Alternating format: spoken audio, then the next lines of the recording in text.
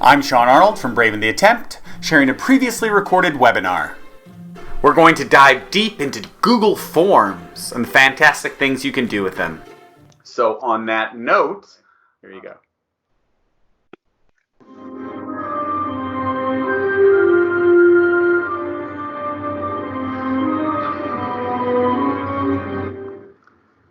All right, that took a little bit to make, all right? So I know it's very small, but it makes me happy, and that's enough to forge ahead. All right, expectations as we begin. My name's Sean Arnold.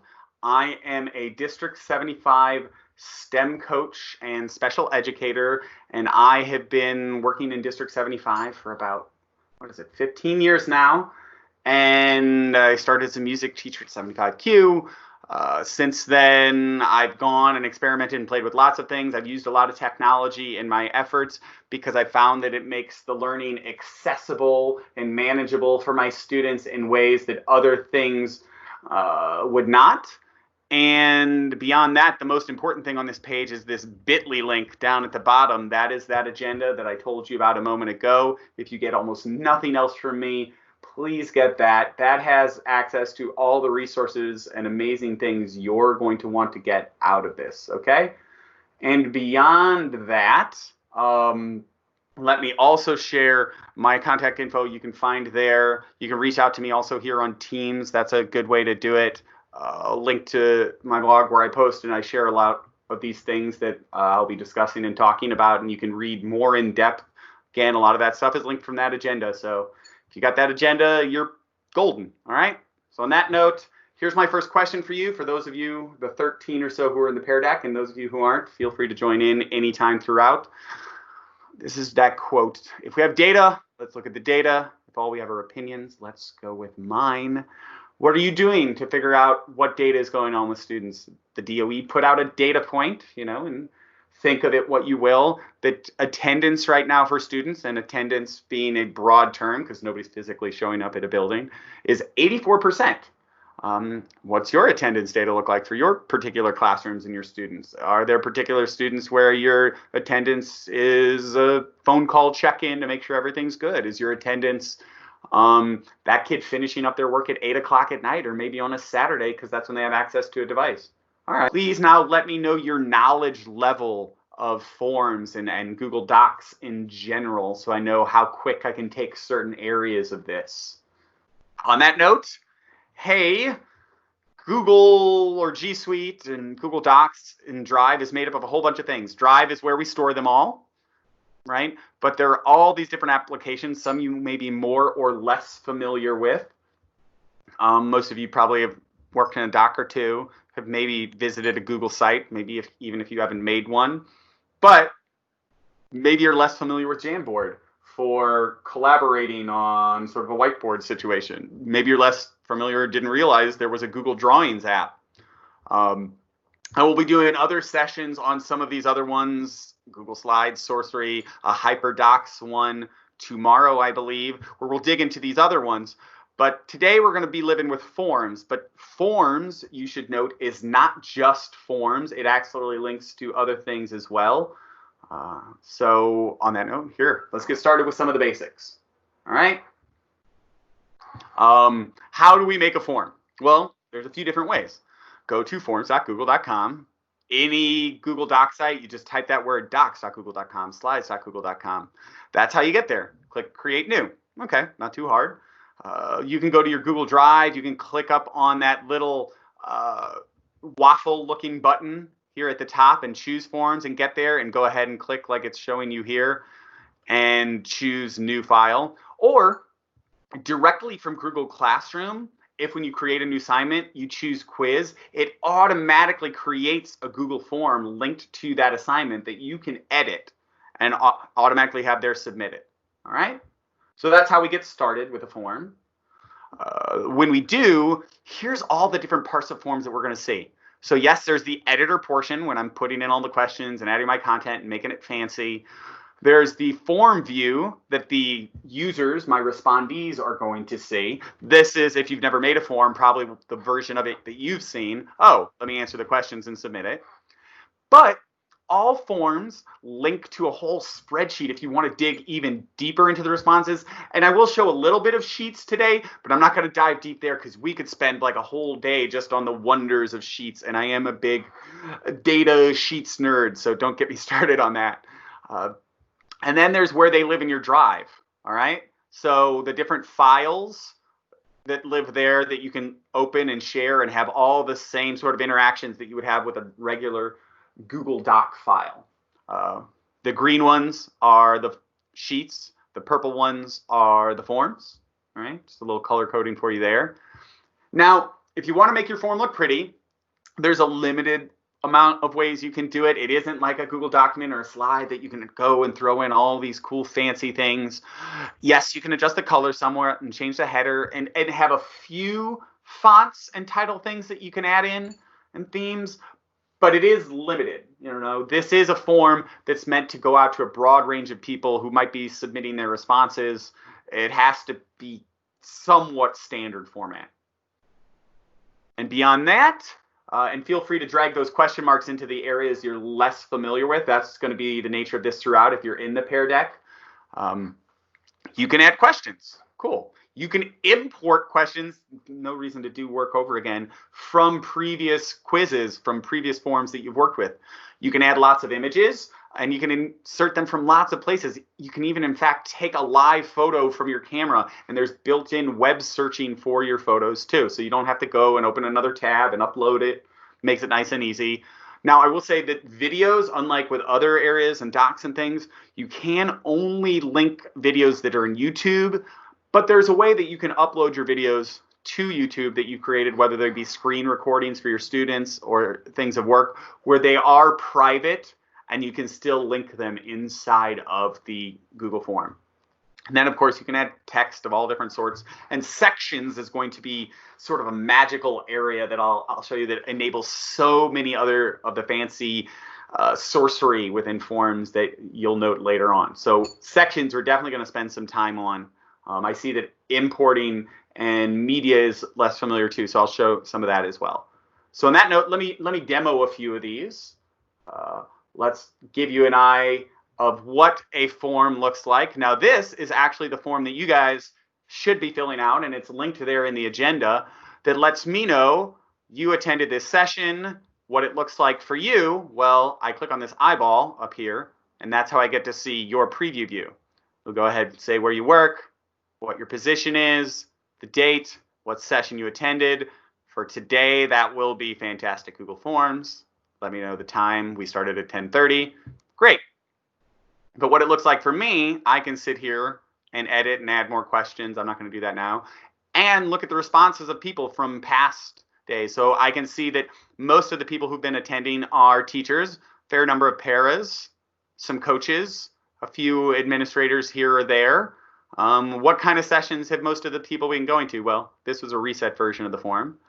If I click on this little green button at the top, I can view all the responses in a Google Sheet and see the many, many thousands of people who've attended many of these sessions and sort that data and even push it out. And I'm going to zoom out on this one. I zoomed in so you guys could see it a little easier, but for this one, I got to zoom out. All right. And even go ahead and throw in my own data charts to let me know everything that's going on and what people are attending and where they're all coming from. So those are a few different views. There's one other view I'm going to show you, which is what it looks like if, for example, your form was a quiz or a test. So yes, it's automatically creating these responses for me for each of these people, just like it did in this other one. Oh, did I make this one a quiz too? I didn't mean to. This one, for example, lets me know student scores. I can look at them individually. I can look at how students are doing on regular questions, questions that did not get responded to or were ungraded so far, right? Go by question, how students have been doing, what they've been getting right and wrong. So those are what my different views look like. Let me dive into a little starter form here for us. And all right, this is where I add all that stuff, the things I was telling you about. I can add questions of all different types. We'll get more into the different types in a little bit and what each of them allow for us. but let me just type a simple question. What is the capital of Louisiana? Do you pronounce it New Orleans, New Orleans, Nolans? Actually, it's pronounced Baton Rouge. All right, and it'll automatically change that to a short answer question because it recognized that's probably what I was going to want for this one. But I can always change it back to multiple choice if I want. I can add all these sorts of other things like images, which I'll get into in a bit. I can add videos from YouTube. Here are some of those other sorts of types of questions you'll see: month, date, and year questions, multiple choice, rating system, linear scale. This one is a multiple choice grid where a person will choose just one of each. These checkbox grid, people can choose multiple options, although I've only left 2. This is, for example, one you might use in a question. Some people are creating quizzes and they're creating it with checkboxes, which allow for multiple answers. But here's the issue with that.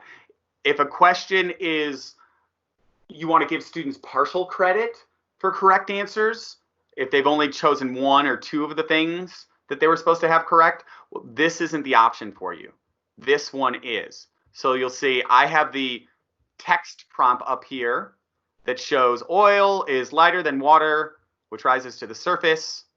And where should we put commas in that? And students will be able to mark off, should we put it with A, B? And that's how I can give partial credit for each of those.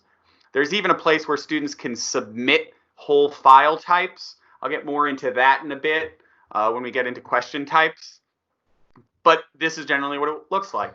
Let's go to that customized theme area, though, for the look of it. It's that paint palette looking button, here at the top right. I can choose different colors, make it look pretty. I can adjust the fonts. I'm not really sure why you'd use this decorative one because it makes certain things really, really hard to read. So I don't know who's filling out that form that's going to be able to read that. I can even choose images. Yes, I can upload them. Let's go to ones that I've already done. Oh, oops. And I'm going to drag one in here, or I can upload it from my computer, and that's not what I meant to do. I meant to go to my photos. And let's go ahead and go to this one. Let's say this is going to be a flat Stanley quiz. Let's adjust that size. There we go. And now it automatically gives me colors based on that theme. Maybe I want the surrounding to be that blue, more like that. You know, not lots of options, but a little bit to make it prettier. And here's where we can go ahead and start adding all that content. Cool? All right, let's forge ahead. Those are the basics. Now let's start doing some of the inquiry piece. And this is the big part. This is where it gets important. Now, we really want to assess our students, make sure we know what's going on. There's a few different things that it takes to make and utilize effective assessments. But you should be using multiple measures. It shouldn't be all multiple choice. There should be lots of things you're doing with students. A form shouldn't be the only method either, which is great. You can have a form set up where students can submit photos and documents and videos and other things that they've created. So you have it easily managed in a singular place. But you're still allowing the freedom for them to create and move ahead. All right. On that note, here are the different type of question types that I was talking to you about. There are the different answers, short answer paragraph, but you can limit that as well. So let's say you chose a paragraph response, but you want a student to stay within 200 or 500 characters for their response. You don't want too much information in there. I'm droning on. As I said, here are the different choice options. Multiple choice, I think you get. Checkboxes is very similar to multiple choice, except they can select multiple responses. And drop down is exactly like multiple choice as well, except it saves space on the form. So if you're asking a question that'll have a whole bunch, like on my form for remote learning and what session did you attend, we don't want people to have to scroll through all of that. It's simply a quick pop-up drop-down menu where they can go ahead and select the one that they wanted. All right? Scales. Linear scale on a scale of 1 to 10. How good is this session, right? Multiple choice grid. Well, let's see, each of these form skills, like adding questions or changing the format, how good are you at each of these from, beginner to expert. Checkbox grid can be a whole series of checkmark questions like the one I showed you about commas, but it allows for multiple choices on what would be a multiple choice grid. So I can select that maybe I am both an expert and a beginner in the same topic. That would make sense. No, it doesn't, but then there's basic date and time. I think you get that. But you may not need this entirely because there's a way to have automatic collection of email addresses and timestamps in the data, and then that file upload, which is awesome. It can be up to 10 files, and it can be, for the total of 10 files, up to a terabyte of information. That is amazing, especially so that way students can wholly upload videos and things that they've been working on. You don't want those emailed back and forth. It's going to suck up so much, and it's going to cause issues. But kids can upload other things as well, everything from docs and PDFs, spreadsheets, and it doesn't have to just be Google Docs and things too. It can just be physical photographs of things they drew on a piece of paper at home, a photograph of the strange mosaic tile they made out of Legos in their room. All of that's fine, and they can upload that there too. All right, so those are the types. Here are a few extra things you can go on each of the questions. You can add descriptors, so to give a little more information on that question. Of course, you can copy a question, so if you're asking several of the same things in a row, it's easy to copy, and if you accidentally added an extra one, you can delete it. You can require a question, so if there's certain questions, especially like ones for a quiz, where you want to obligate the person to answer them, you can do that. They won't be able to move on until they do. Shuffle is a great one. I'll get a little more into that later, but shuffling, if you're doing multiple choice responses, feel free to put the right answer as the first answer every time, and then just choose shuffle after the fact. It'll automatically shuffle it for all the students. Then there's validations and limits. The easiest way to explain that is, when you fill out a form and it tells you to put in your email address, and then you start to type something that's like, that's not an email address, don't you know what you're doing? Well, that's because it has some sort of validation trying to prove that it's that, or something that tells you you're supposed to enter a number, not write out the word for.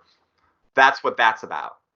And then there's go-to section, which is, I said, this way you can turn multiple choice and drop-down questions into ways that can send you in various pathways in a form. It's really good even for just basic informational forms. And yes, you will get a copy of the Pear Deck. It gives you, if you're filling out a form and it's being sent to people, say, across all 5 boroughs, and I'm asking you, hey, what borough do you teach in? Hey, what school are you at? What district, right? Is it important for me to have a list of every single school in the city in one dropdown? That's going to explode people's minds. So maybe my first question is, what borough are you in? And it'll automatically take them to a section of the form. This is the Queens section. Okay, in the Queens section, what district are you in Queens? Okay, then that'll take them to that district section. And then I've only got to list for them, they've only got to scroll through a list of the schools within that district. So it, makes it a little easier. They don't have to go through every single piece and section of it, saving time, saving energy, saving hassle. Right? So let's demo some of these question pieces in that starter form again. You know what? Let me address this first. If you're doing a quiz, it will automatically grade it for you. It used to require an add-on or something called Flubaroo. Doesn't require that anymore. It'll automatically grade. I'll show you how we can set that up for grading a quiz. You just have to check off that it is a quiz. It does offer you a few features, whether there's automatic notification when kids fill it out, whether kids can see their scores and how visible certain things are immediately, whether students are in lock mode, not something we want to be using right now. If you've seen that switch, don't turn it on. I'll get to what that means in a second. All that really is if students are on managed Chromebooks, which probably aren't most of the students in the city, you can lock them down so that they can't go ahead and Google other answers and things. But I wouldn't use that while the student is doing it at home. First off, it is a method where they easily have access on other devices and things to Google, so it's not like you're stopping anything if they've got those other devices. Secondly, it could wreak some havoc if they're having network and other issues. And beyond that, I'll just say as a general rule, I don't like lock mode anyway, because it's like if your questions are so simplistic that I can Google the answer, then maybe we need to be asking more complex questions, right? All right, on that note, like I said, here are all the different kinds of answers that we can grade for kids, those choice ones, those scales, whether it's uploaded, whether it's written, and giving us those answers. Let's walk you through a few of those. So let's do a multiple choice question first. So we'll do a simple one. Is this session awesome? Yes. Let's also add no. Now, because I have, and I'll go up here in this settings area, turned on and made this a quiz, it gives me those grading options. If you don't see something that says answer key, you just have to turn that on. There are also templates that if you open them up, automatically take you to basically a basic quiz format. There's tons of templates to start with. So is this session awesome? I'm going to say that the correct answer is yes. I'm going to give answer feedback if it's incorrect. How dare you hurt my feelings, etc. If they get the correct answer, I agree. Maybe even I'll link them, if it's an incorrect answer, to something else. Maybe I'll link them to my blog.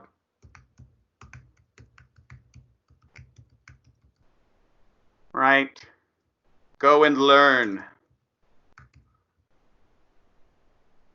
Added that. So when that student gets that incorrect, they will go there, they will see that. I'm going to make this one worth, you know what, let's make it worth 100 points, because that's a question that's very important to me. All right. Next question. Let's go ahead and add one that is a, let's go ahead and do a multiple choice grid question. And actually, you know what? I'm going to end that one. I'm going to show you the one I already created just for the sake of time. Here we go. This question, which is lighter? Oops. Why did it jump back there? I got to zoom out. Sorry, maybe a little harder for you to see, but I got to be able to see too. Which is oil, which is lighter than water, rises to the surface? Which is the correct area for questions? Let me go to that answer key. All right. Let's see. Oil, comma, yes. Which is lighter. No, that shouldn't be one. Than water. And so I can give a point for each of these. So that's how kids can get individual credit. So if they just got the A, they'd get 1 point. If they got this one correct, they'd get another. So the total that this one's worth is 3 points. I've marked it off, created it. Great. Now this isn't actually part of the question. This was me adding a text box separately and typing in that information there. And as you can see, there's a description box. There can be on these questions as well. All I got to do is go to these 3 buttons at the bottom, and I've got description where I can add it. Mark where the commas go. I can also limit the students to 1 response per column, so they can't answer yes and no. Should I shuffle it? Nah, not for this question, but maybe for individual questions like this one, I do want to shuffle it. Or for this one at the top that was yes and no, do I want to shuffle that? Oops. Why is it taking me back down again? I can go ahead and shuffle those orders as well. Same as adding descriptions. You'll see one new choice here that's called go to section based answer that only exists for multiple choice and drop down questions. And what it allows me to do, you'll see I've created another section over here simply by clicking the section button. And that's going to allow so many other things. And I can add other questions to those sections. And I explained to you some of the reasons why you might want to do that. Well, when this section is over, if they've answered yes, I am going to have them go ahead and be all finished. But if they put no, they have to go through all the rest of it. All right, great. So that gives me those options to split my document up into sections and send people there based on what their responses are. It's good for remediation. It's good for limiting their choices and options. The shuffle does change it for each and every student. There is a way to shuffle all your questions at once too, and I'll show you that later when we get into settings. But that's how it is for individual questions. If I want to add images, okay, let's go ahead and add another picture here. As I can see, there's several ways to do it. Why is that going so slow? I can upload it from my computer. I can take a picture directly with my camera, all these other ones. I'm just going to do a straight up Google image search here, and I'm going to search for awesome teacher. Let's see. Which one do I like? Yoda. He was an awesome teacher. Let's put him in there. Not far. Find him, you will. Yes. I can resize that image. I can click up in the top left, make it aligned in the center. Great. I can give it a title. That title is actually worthwhile if you have people who are visually impaired to function as a screen reader for it. And then you'll notice there are these other buttons that have also appeared on all these other questions at the bottom. Duplicate, which lets me copy the question, or delete it, which I think makes entire sense to you. For pictures, there's also something called hover text. Hover text is that alt text for screen readers. So this is actually really important if you're working with students with disabilities, if you're working with students who are visually impaired. Yoda in shadow.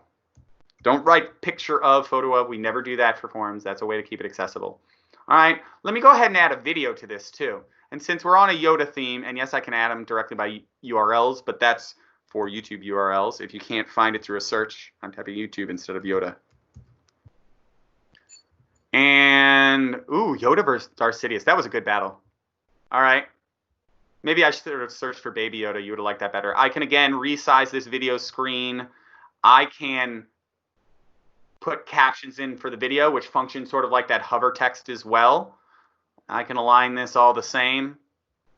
And so that lets me add in all those different sections, question types. I want to show you two more though. Here's a button that lets me import. So let's say in another quiz, I've created a bunch of fun, interesting questions that I needed. Let's use this global regions one. And maybe I want this whole section in question and this whole section in question one support. And then I click that off my screen, import questions button. And now suddenly I scroll down and you'll see these are my questions that I just imported from that global history quiz. Good. Don't have to do that work again. The other piece I want to show you that's important is one of the other question types we can add. Yes, these linear scales and grids I showed you, date and time makes sense, but file upload. This lets our respondents upload files that will go into our unlimited Google Drive if we're using a school or city-based domain. Hey, I only want you sending me pictures. This is supposed to just be family photos. So don't try uploading any other weirdness, all right?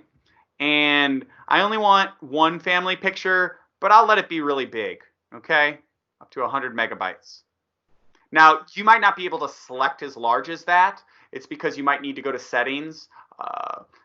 There is a place in there that allows you to change the maximum size of all the files you can upload up to 1 terabyte.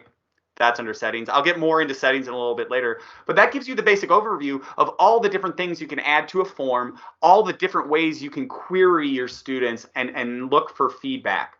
So on that note, let's go ahead and check out that sections. I began to show you sections and settings, but I want to dig a little further into that. You always start with section 1.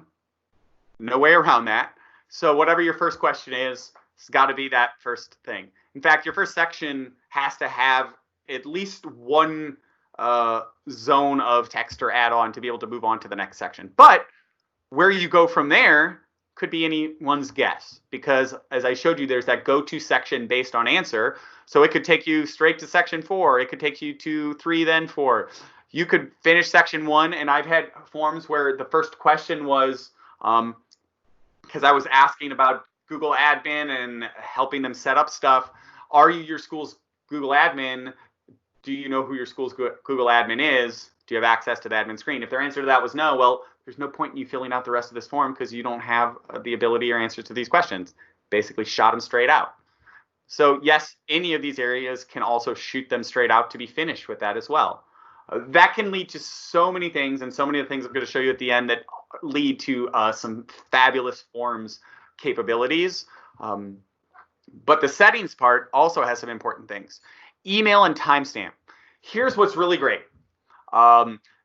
If you are having students respond, especially if you're using Google Classroom, please make sure you have this box checked. Please do. At least the collect email addresses part.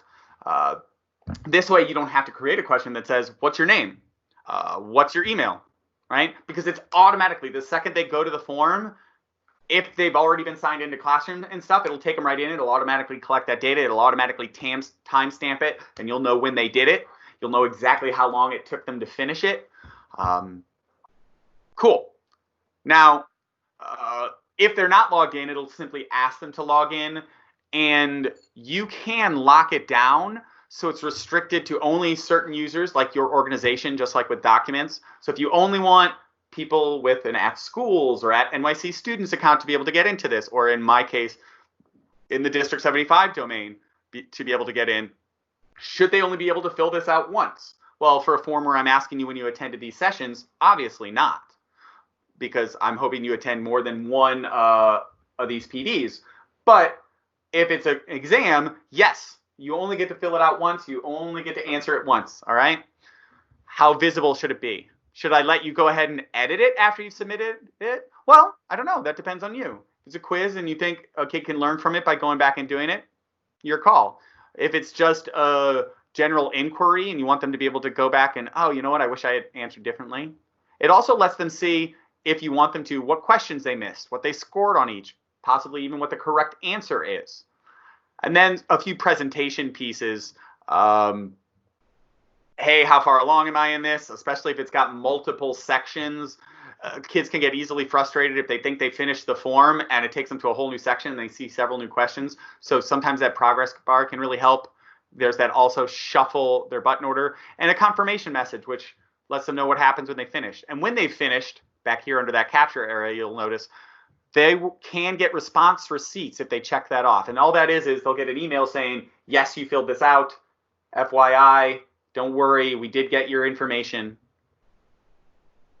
So let me show you a couple of those just more clearly in the sections and settings. There's that starter form. Let me go ahead first to settings. And inside of here, there's your general settings area. Here's, again, like I showed you, those collecting email, one response, edit after submission, should they see summary of their responses too. Presentation area, all that shuffling question order. Now, this is a different kind of shuffling, right? In quizzes, there's an area for you can shuffle each individual question, but this actually will shuffle the question order. Now, if your questions are meant to be sequential, you don't want to do that. But if you want to randomize which question gets asked first, which question gets asked fifth, feel free to check that off of there. And beyond that, here's that quizzes area. Again, I'm telling you, especially now, and I would generally even recommend in your regular classrooms, keep lock mode turned off. And then when should they get the grade? Well, only after I've looked through everything, or immediately, right? What do they get to see in it?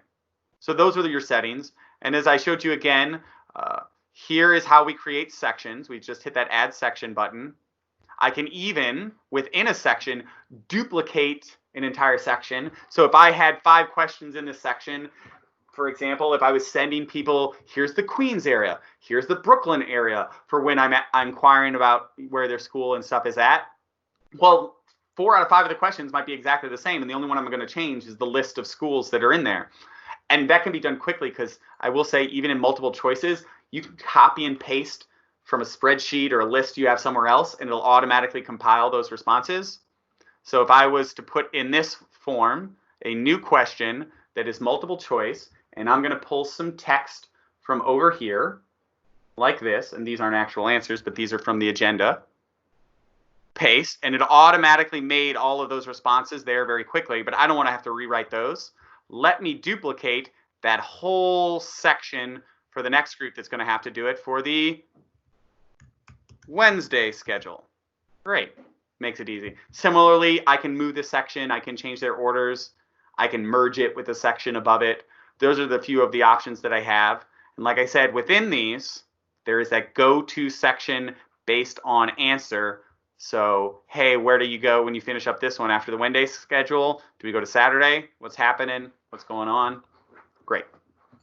So that's sort of the basics of settings and sections. Let's just go ahead, how you send these out, how you take some action before we get into the fanciness. You can send it out as an email, a link. All of that stuff is just hitting this send button up at the top. All right, and so you have access to all of that. Now, let me clarify, because this has been confusing for some teachers. Sending it out, each student will see a copy of that form. All right, they will fill it out on their own. You will collect all their data. There is no need, you will see no option if you're creating it from inside of Google Classroom for make a copy for each student, because there won't be copies for each student. There will be one form, they will all fill out, but you will get all their responses in that area where you're able to view them as I showed you.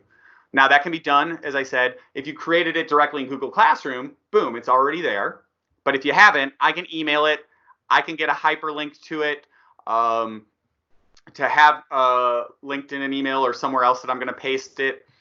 I can go ahead and even print out this form. Don't know your need for that now or almost ever, but again, if you print it, it's not going to collect the data for you that way. Separately, you can even have certain sections of it pre-filled. You decide what the value of it is. If there's certain questions where everybody's pretty much going to be putting in the same response, great. If that's true, though, I don't know why you need to ask that particular question. Don't confuse sending it out, though. When you send it out in all of these methods here, whether it's embedding it on a website or a link or anything else, that is for your respondees, for people who are going to answer the questions.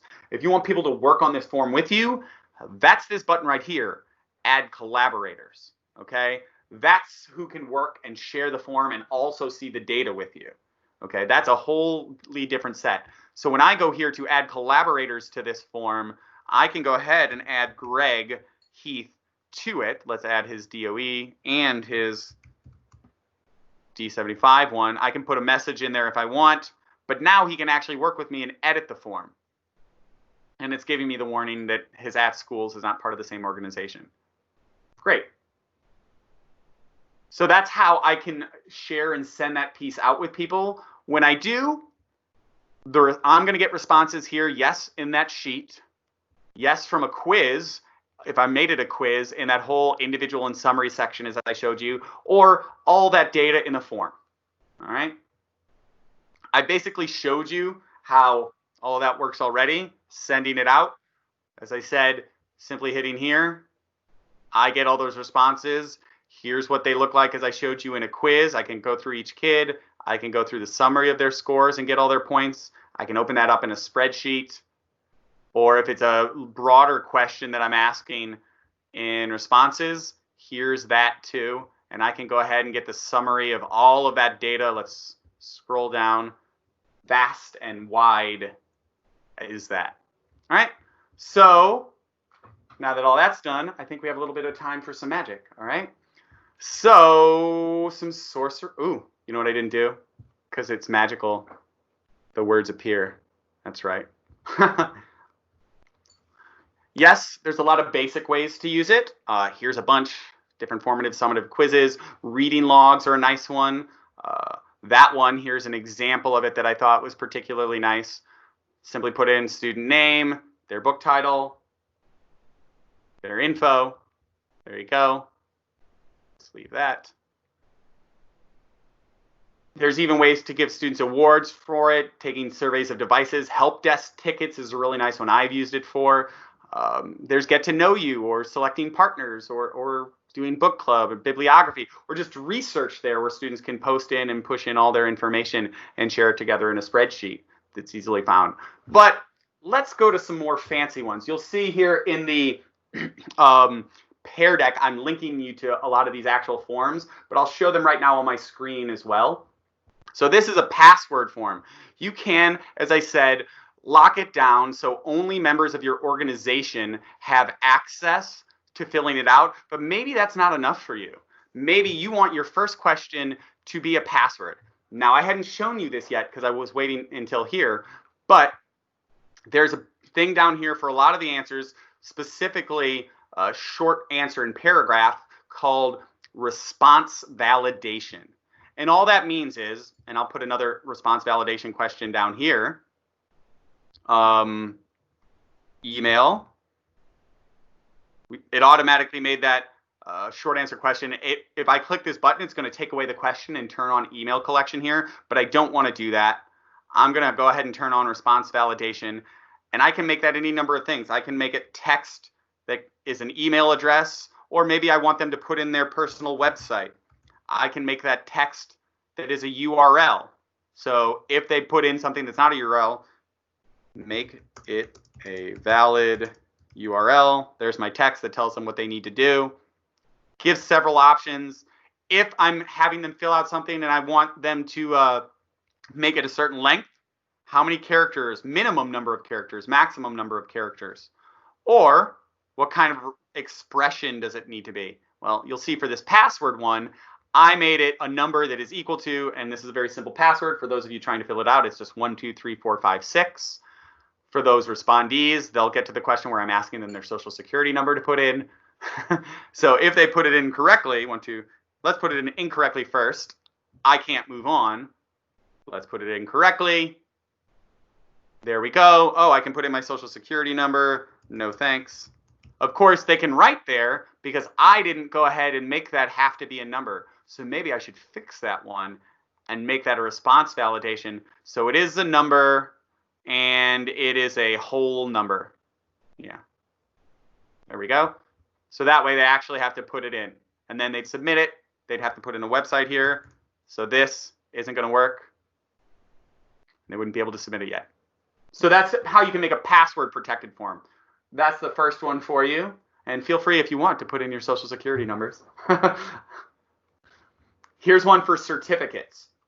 Now this actually takes an add-on or extension. I've linked you to one that you can fill out. And if you fill that out, you will get a certificate in your email. Here's what the form looks like if you're not in the Pear Deck. But what one of those certificates looks like, I'm using a specific add-on called Certifium. Those are all linked in the agenda. This is what it gets. It automatically fills out this information. This is a personalized one. As you see, it asks that email address. It asks my name. It pulls the name of the form up here, and it pulls my score. So you'll all see, and I'm going to share my full screen so you can see this now. Or maybe I'll just share this window.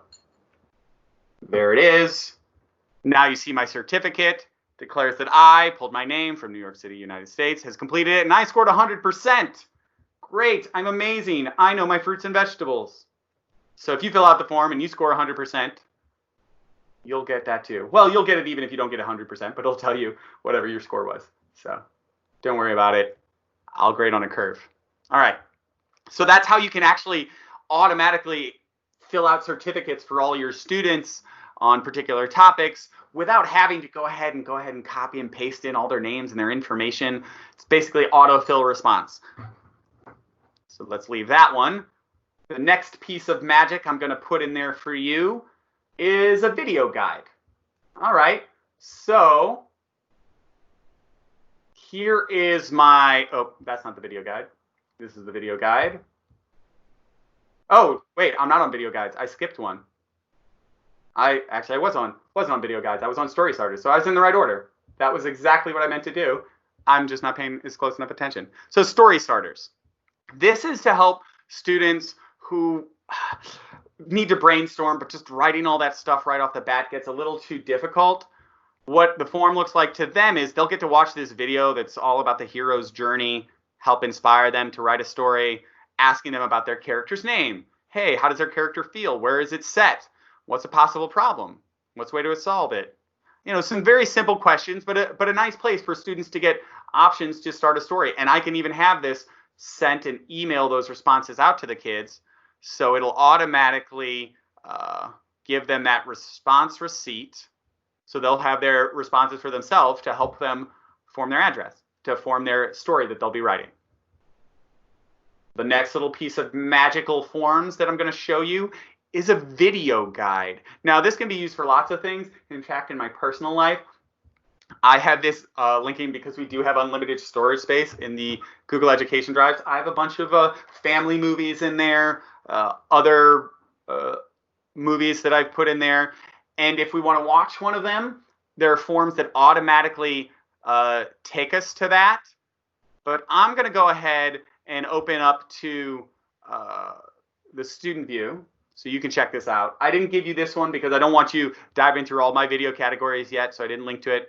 But let me go ahead. I want to watch a tutorial video about Classcraft.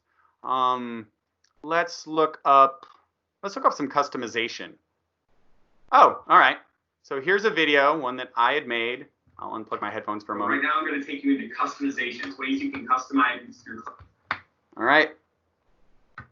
And it automatically takes me to the video I need. Yes, all that stuff can easily live in YouTube, but sometimes it's hard to find the right videos and the things we need in there. So sometimes a nice form like this takes us right to that place we want. And all it is using is those different sections features that I showed you before.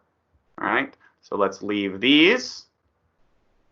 Our next one up is a differentiated quiz.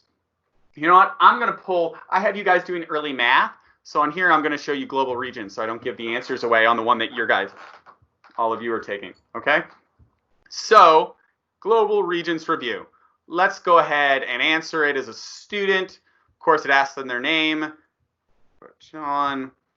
Ask for their email. I could have collected that, but that's fine. To schools.nyc.gov. Great. Now, question 1. Let's see if any of you know this. In the 1340s, the Black Death spread to Europe as a result of what? Does anybody know? Does anybody have that in the chat? You know? Quickly. Trade with Asia, explorations, expansion of Christianity, development of guilds in Italy. Well, I know the correct answer. Let's get it wrong on purpose and see what happens. Let's say it was explorations of Vasco da Gama. Ooh, let's try again. Use the map to help answer the question. Spread of the bubonic plague. Okay, so it looks like it started over here and then spread. Oh, okay. Trade with Asia. Speaking of viruses. All right. Next, for the next question, what primary source would most likely provide the perspective of an Indian nationalist? Let's try this one. No. Primer on primary sources. So now it's giving me a video to help me out. All this is, in each of these questions, I've got the 3 questions here, and then I've got support questions. So if they get them wrong, it takes them to these areas. And what's nice is I simply recopy those questions over again. So if they get it wrong a second time, it continues to loop them back through over and over again until they get it correct. Now, granted, I'm only granting them points the first time through. Nobody's getting points for the remediated, but they're still learning the stuff, and they're still tracking and getting it correct. And I'm making sure the students who need that extra help are getting it. And if I want to adjust the scores afterwards, well, I'm the teacher, so I can do whatever I want. All right, so that's how you would do a differentiated quiz. For those of you doing that math one that I put in there, yeah, you probably know your shapes, but did you know the right answer to whether or not you should keep a door open in the Monty Hall problem? All right, structured lessons. So you could actually put a whole structured lesson inside of a Google form. Say one like this, which is sort of in the vein of a 3-act math. I'm going to unplug my headphones so you can hear this. The Kool-Aid Kid. We're not going to watch the whole video. This kid really loves Kool-Aid, especially Crocodile Red. And as they watch this, we get to see somebody drank some Kool-Aid. What do I wonder? How much did they drink?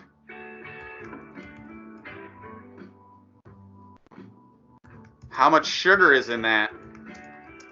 How hyper will they be for our Zoom session later? No. All right. Then it takes them to the next section. Oh, now they watch Act 2 of it. Okay. And this is a nice way to do flipped instruction, sort of in the vein of a Khan Academy. Oh, what fraction? I don't know. 4/5? Right, an estimate you know is too low. Of a liter, maybe? Maybe too high would be 5 liters. Too low, 0 liters. And we go on and so forth. And it takes them through each of those sections. Sorry, this has to be a 0. And how many liters were in the glass? I don't know, 2. Assumed 1. And then we get to Act 3 to find out our answers. How close was that student? Were they right on? So you can take them through a whole series of instruction. It doesn't have to be just the assessment piece. There can be teaching pieces built into your form right there too. All right? So that is that. Let's go on to this one. Choose your own adventures. These are one of my favorite uses for Google Forms. Here's a particularly fun choose your own adventure. This is a whole storyline that I created for students when we're playing Classcraft and they're deciding on their characters. So inside of here, it takes them through the story. They make a number of choices. In the chest, when they finally get there, do they take the bag of gold, a powerful scroll, a powerful sword, ancient scroll, mysterious liquid? Based on that, we're again doing that go to section based on answer. So you guys see, based on what it is, well, they're going to be a mage. They're going to go to the dark side. They're going to, right? And if they're a warrior, they're male or female, is it going to take them there? Here's possible names they might choose for themselves. What clan will they be in? And so this is a whole storyline that the students get to develop. Honestly, yes, I do this one for students when they're first going through it, and we first set up Classcraft to determine who they are and what their role is. But I love students also creating their own stories this way. So I had some templates that I put in that agenda that basically link and take students on different pathways that you can use with your students, or your students can create themselves to go ahead and find their pathway in a choose your own adventure story.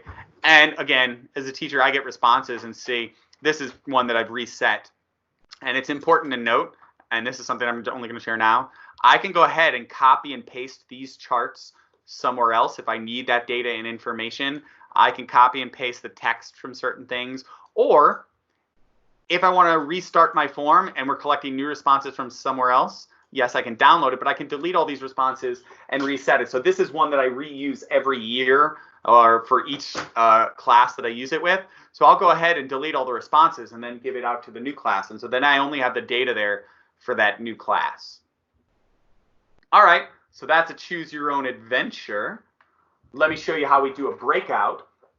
And I shared some examples of it. I guess you're not getting that link in the Pear Deck as nicely. Sorry about that. I will show you this link though. Gamify Breakout, and maybe I'll paste that in the chat. Here's a starter one you can do. And this is basically a website escape room that takes you through the history of old school 80s game-based learning. Now, across this page are all sorts of clues. You don't have to do it in a Google site. Your clues can be entirely embedded in the form itself in the way that I showed you for that sequenced lesson. But all it requires for these are a description and a response validation. So I'm going to go ahead and make a lock. I'm going to delete this one in a second because this is one I actually use. We'll call this the word lock.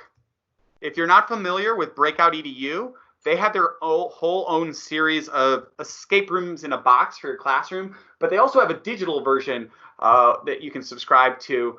It's not using Google Forms. Theirs costs money. This is the way you can do it for free on your own with Google Forms. Let me go ahead and add that description and tell them in this word lock it is 8 letters and actually no, let's say 9 letters because of the word I thought of, and all capitals. And in response validation, I'm going to make it a word text, and it contains the word woodchuck. I don't know why. That's what I want it to be. And if they get it wrong, maybe I'm just going to say wrong word. And what that looks like for the respondees in that form, if they start to try to type, oop, wrong word. Or on one like this on this site, here is that embedded on the Google site. It is that form with all the built-in locks on there that they can go ahead and put in as they get their clues from across the board here. All right? And I think we're on to our last little piece of magic, which is this one, game time. And we're going to play a Who Wants to Be a Millionaire quiz. Now, yes, I could do this through Pear Deck and other things, but I like it through this form because it actually times who gets it correct first. So I'm going to open up my game time quiz, and I'm looking for your responses and see who puts it in first. We're going to go ahead and hit present on this.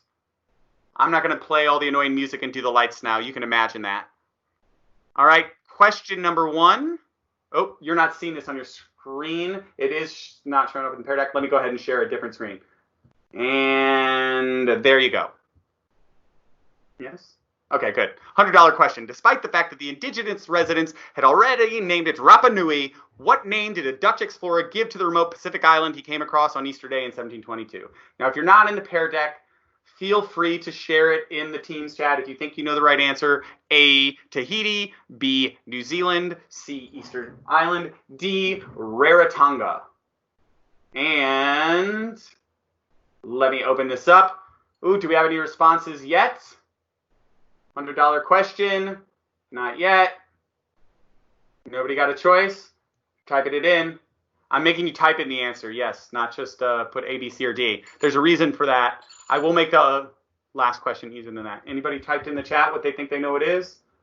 Nope, not yet. All right, let's see this one. Oh, okay, I got a one person with the correct response. All right, good job. All right, yes, the correct response is Easter Island for $100. Good job. All right, next question. And if you're still didn't get that first one, feel free to enter that one in. Let's do $200.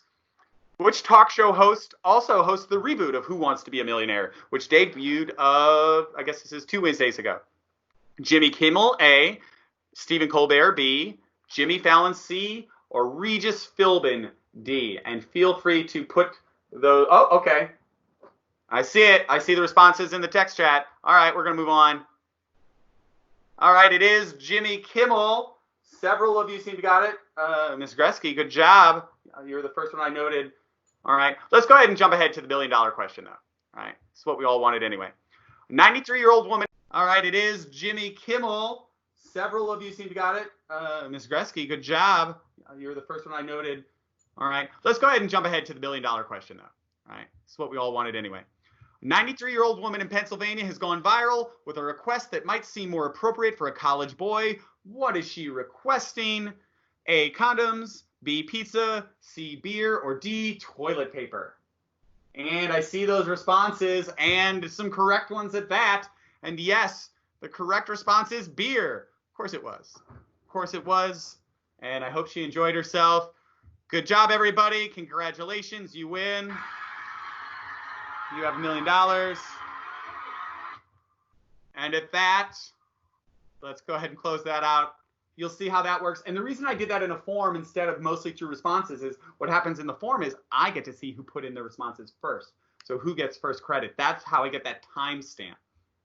Beyond that, you can take it all to the next level in Google Forms with a bunch of add-ons. There's some really nice ones. You can link to SurveyMonkey, notifications, lets you know when things are going. I showed you about Certify them for certificates. Form Limiter is for basically locking it down to only a certain number of responses. Maybe you only want the first 50 people who respond.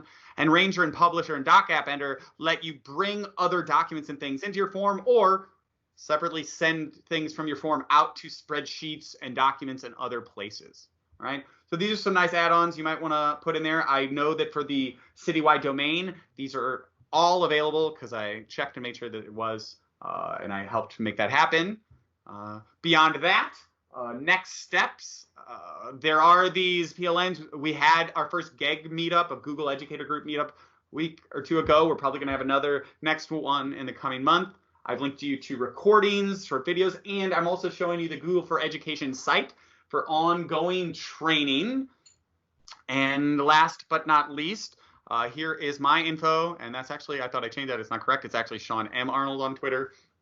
But there is that form link one more time where you're going to find all the resources, all the information, and the quote that I always leave people with that I think is really meaningful. The first time you try all these things, the first time we're all going to make these new efforts, we're not always going to be successful. We're not always going to be victorious. Not everything's going to work perfectly. It certainly never did for me. But we can always bravely attempt and try all these new things and strive to be all that we can be. And on that note, I hope this was worthwhile for everybody, and everybody have an awesome day.